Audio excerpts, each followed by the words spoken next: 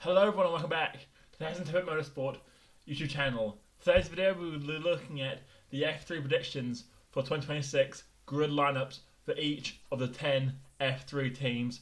That's 30 drivers. We want to see who's coming in, who's staying, who's going up to F2. There's a few stinkers in here, I will admit, from drivers that I predicted to go to F2 and predicted that wouldn't go to F2, that have done either really bad or really good, and now it just makes me look silly. Because I'm doing these F2 predictions a lot later on than what I did F2. My mistake, but let's roll with it anyway. As you can see, I've moved house. I've been Silverstone. It's been a busy time, hence there's lack of videos, but we're coming back in full steam for part 2 of the F2 and F3 seasons. These seasons, though, are looking great. There's some more content around that, so please subscribe if you want to see more. Let's get straight into it. We have the Prema team up first, and I'm going for some changes. 3 new drivers into this Prema team. We have Rashid Aldieri, Freddie Slater, and Jet Beaton all coming into this Prema team, replacing Ugachukwu, Bedua, and one of the other drivers. But I think Leon, who I predicted to all go up to F2. So I don't think that will be representative anymore. I feel like Ugachukwu and Bedua have both struggled a little bit. Maybe they'll have another year.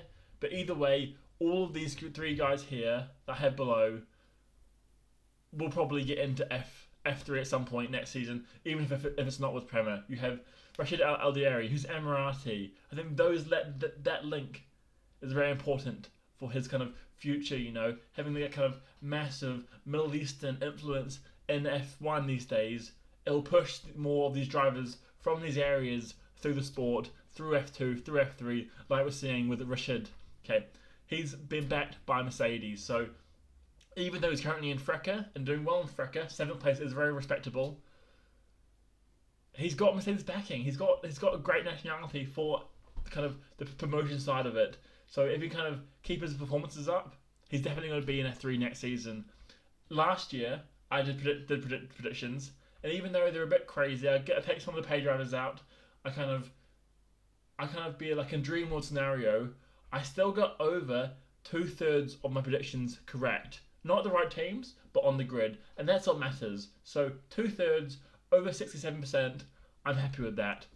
So you can see that most of the people that I'm going to talk about today are likely going to be on the grid because I'm the expert, Then we have Freddie Slater, and there's no way he's not on the F3 grid next year. He came in for a stint this year and excelled. I think he got a win, or even I think might have been a podium. But either way, it was a great 2 race stint that he did. So congrats to the British driver. He's currently 2nd in FRECA.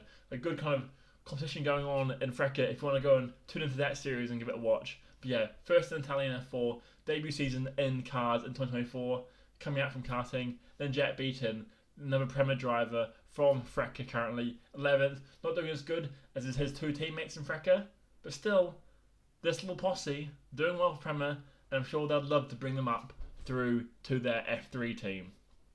Then we have the Trident team with Charlie Wirtz, Alex Powell, and Matteo De Paul. Austrian, American, Italian, all coming together to make this Trident team up. You have Charlie Wirtz, who's currently with the Trident team in F3. His 2 teammates, Stromstead and Kamara, obviously. I've predicted one to go up and one to go to another team. But either way, Wirtz is kind of having a bedding in year after having an alright 2024 series in F3 with a different team, coming into Trident. I think he'll stay for another year. Then you have Alex Powell, who's currently in Italian F4. So I think he's going to make the jump from F4, Italian F4, to F3 instead of doing FRECA. I know Mercedes like to kind of, like we saw with Kimi Antonelli, when they see a talent like Powell, like Antonelli, someone who's very decent, that they back, they don't mind skipping a series or 2. Antonelli went straight from FRECA into F2. And I know F3 can sometimes kind of be like a storm, but it's quite difficult to kind of prove yourself because there's so much going on and so many drivers. So maybe that's why they chose to skip Antonelli, and they might do the same thing with Powell, putting him into FRECA, and then putting him to F2. But personally, I'd love to see Powell in F2, or sorry, in F3, showing his stuff. Then we have Matteo De Paul, who's currently first in FRECA. I think someone that's kind of come out from under the radar a bit, and kind of surprised Freddie Slater, the kind of expected champion that everyone had going into the season. You got De Paul, De Paolo, has come in after being middling in FRECA with the Trident team, doing well this year. So congrats to him, and that will earn him a promotion to the Trident team in 2026 for Trident in F3. Then we have the ART team with Ivan Dominguez transferring from the VIR team, Alejandro Gusti transferring from MP Motorsport, and Evan Galtier being promoted from their FRECA team into the F3 team for ART.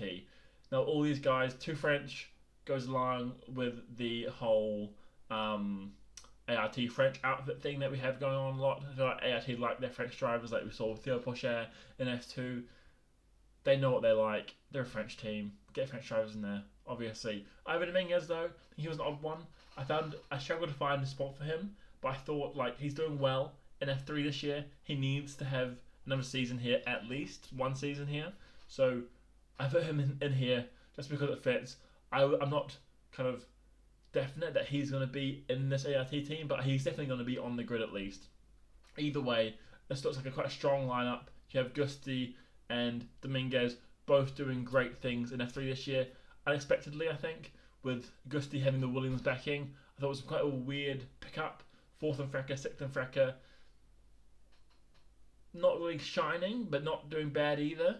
Coming in and putting in very, very solid performances in F3. I think one of the most underrated drivers in F3 this year. There's a lot of hype for Solov, Kamara, like Stromstead, like Boyer, all these guys getting a lot of praise. Not much praise for Gusti, dark horse. Watch out. They have Evan Galtier, one of these guys in FRECA, putting in the work and kind of showing that he's fighting for the title and deserves to step up to F3. Because ultimately, I think when you're in FRECA, that is the goal. But I think what we're seeing now is a lot of other guys that we'll get on to have chosen alternate paths. It's not just FRECA net now. There's GB3, there's the Euro Cup 3. A lot of these things going on in other countries, in other kind of European areas that feed into F3 without going through FRECA. So watch out for some of these other guys that are coming on later in the video. Next up, Campos. Now this is the one where I've been messed over by my own predictions in F2. I didn't have Mary Boyer being promoted, and that was because of the huge, strong connections between the Campos F2 team and Red Bull. And Mary Boyer is not a Red Bull guy. He's an Aston Martin, newly announced, by the way. Congrats to Boyer being their first development driver. I think Jack Crawford is an Aston Martin driver, just a backup driver, not a kind of development driver. So congrats to Boyer. I still think this could be realistic because next season he'll be 22. Even though I don't think he's going to win the title with Kamara and Solov doing bits. So the best place he's going to do is to be third. Would you take a 22-year-old third place finisher? I mean, it's very similar to what we saw with Luke Browning, you know. And without the kind of team, because he stayed at Campos like his whole racing career, he did very well. I think in Spanish F4, come through that Spanish kind of like upbringing up to through Campos through into F3, and has kind of improved season on season. But he's hitting the age limit now, where it's like, do you invest in him, or do you just keep him in your F3 team, or maybe say go endurance racing or something like that, you know? So even though I would have put him in my F2 predictions now if he was there, performing as he was now, I still think that he might not even get a shot at F2. Anyway, if you think I'm wrong, let me know in the comments down below. Then we have Noah Stromstead transferring from Trident. He's currently doing very well in the Trident F3 team. Currently 6th in the standings. Another one to Boyer where it's like, he's still young. He's a Mercedes-backed junior. Mercedes don't have an opening. Maybe they're like, okay, we can leave him in F3 for another year. You can win the title next year with the Campos team, who are turning out to be quite a strong team in F3, and go on from there. Either way, I could also see him being promoted into an F2 team, but I think F2 next season is going to be packed with a huge amount of talent. I think this season it's packed with talent too, but next season I think will be even stronger, so look out for that. And then we have Christian Ho, the Singaporean driver currently with Dams, their first season in F3, taking over from Genza Motorsport with that 10th kind of spot on the kind of grid. But yeah, he's going 2021st in F3, a good showing for a rookie team with a rookie driver. He got first in Euro Cup 3 before getting second in Spanish F4 in 2023. So he seems like a very solid driver. I can see him kind of moving on to one of these more established F3 teams. My next three drivers are Deegan Faircloud, Gerard Z, and Martinius Stenshorn. And Stenshorn, I think, is kind of, he needs to not fall into the same kind of, I think there's three drivers, Solov, Stenshorn, and Boyer, who are like the experienced heads of F3. You know, it feels like they've been around here for a long, long while. And I know Stenshorn hasn't done it in as many years as Solov and Boyer, but for some reason I just think like, oh, he's been out for ages, even though he really hasn't. He did alright in F3 last year after a great Frecker campaign in 2023. And this year, he's stepping up. He's fifth in F3. And I don't ultimately see him getting promoted.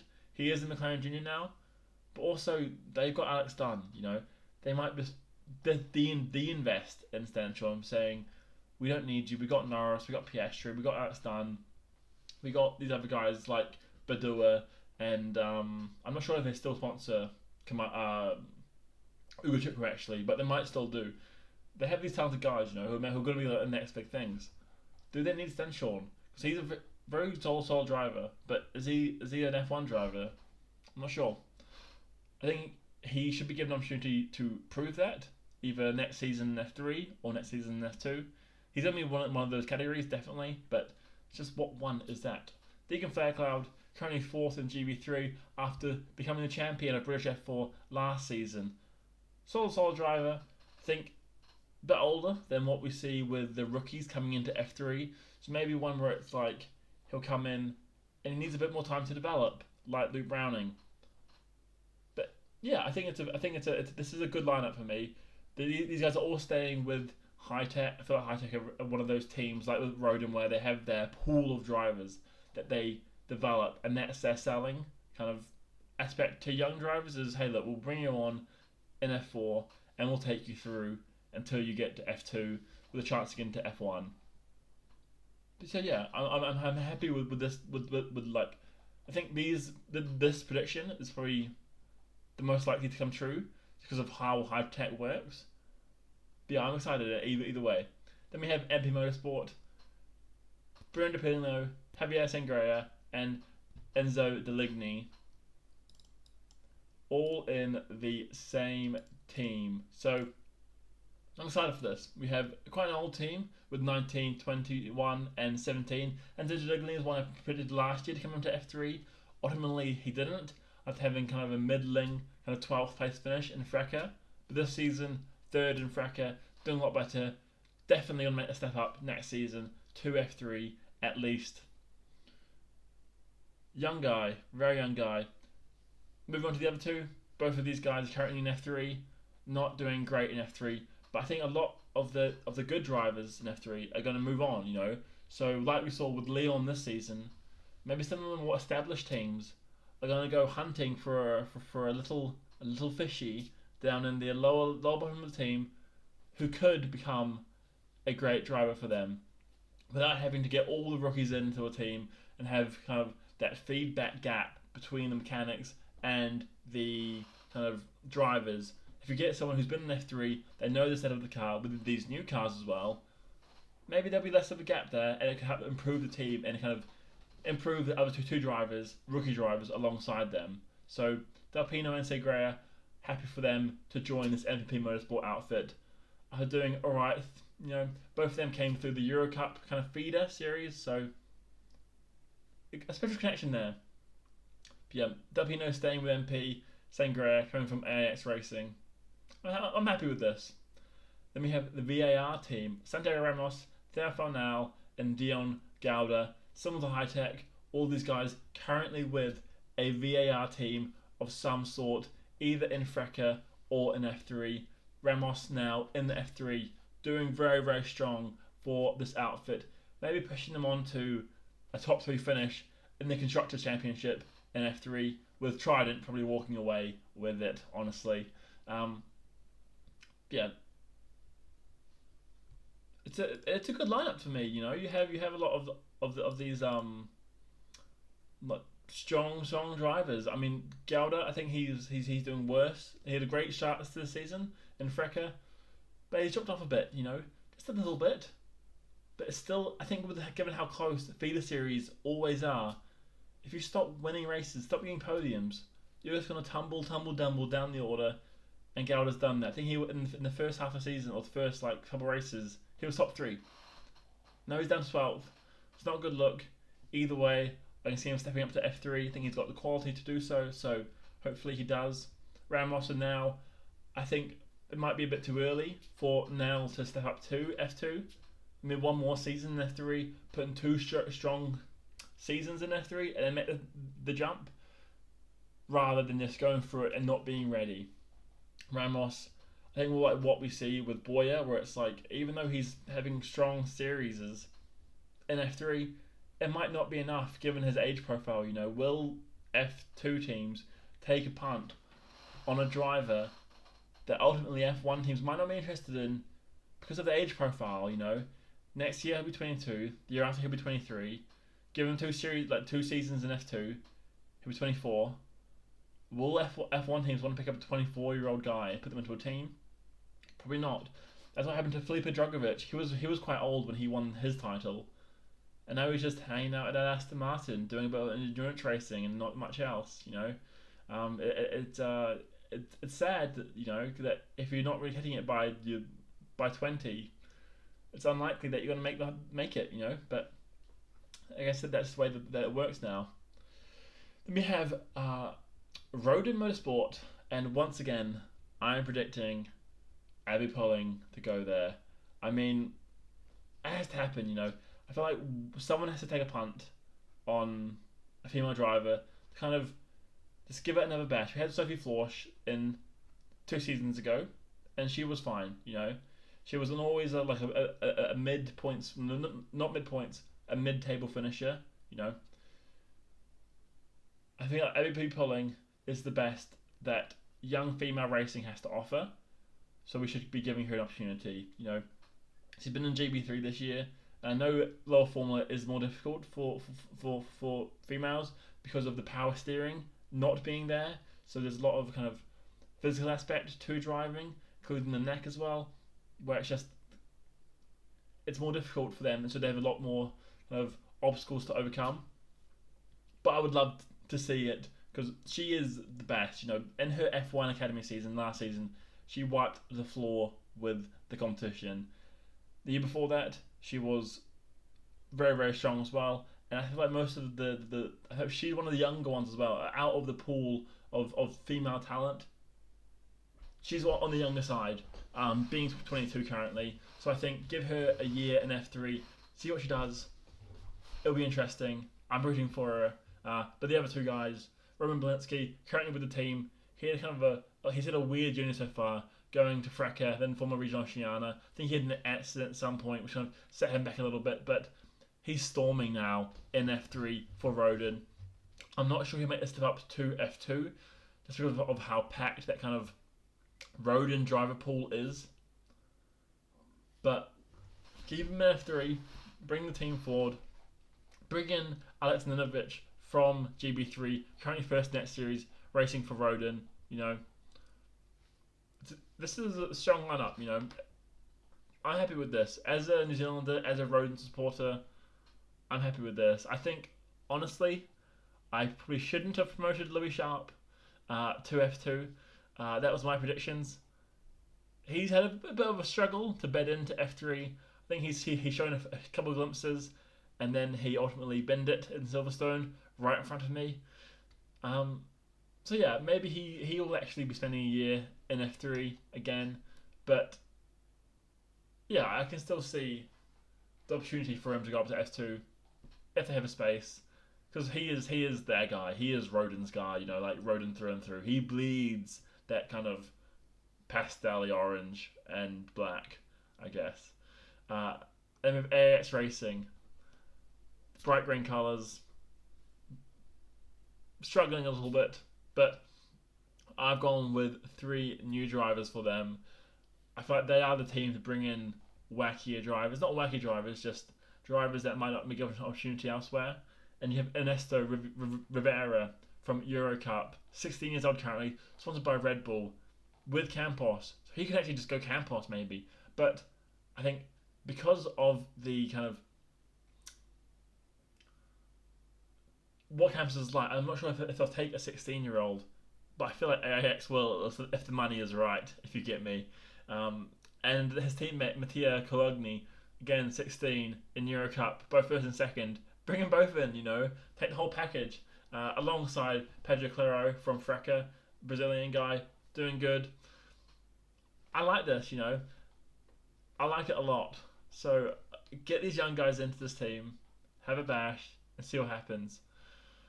And then we have the Dams Lucas Oil team of Nicola Lacorte, Hiro Yamakoshi, and Emerson Fittipaldi Jr. Now, Emerson Fittipaldi Jr., I will admit he is my wild card. Looking at his results, I feel like he's been around it for a while. His age profile suggests, being 18, that he is probably old enough to step up to F3, as in has that maturity and experience. But his performances haven't been outstanding, 24th in Freca in a full season, 5th in Eurocup. That's okay, but as we've seen with the 2 guys behind us, they're 16-year-olds, first and second. It doesn't seem like a very. You should be winning that young, and Fittipaldi Jr.